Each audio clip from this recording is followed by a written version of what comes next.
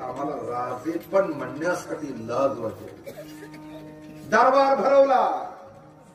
माणकोजी 10 तोंडे, गोमाजी काका नाईक आणि ही सगळी मंडळी दरबारात खासी मंडळी होती.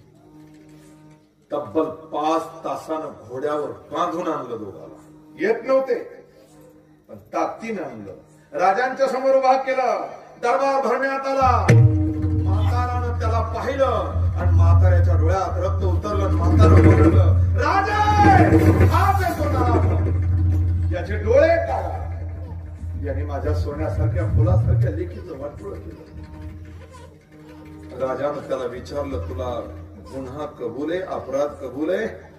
त्यानं मिशावर बोट फिरवलं आणि सांगितलं, तुम्ही कोण आम्हाला विचारलं? आम्ही गावचा राजा. तुम्ही कोण? मामुली जहागीरदार. राजे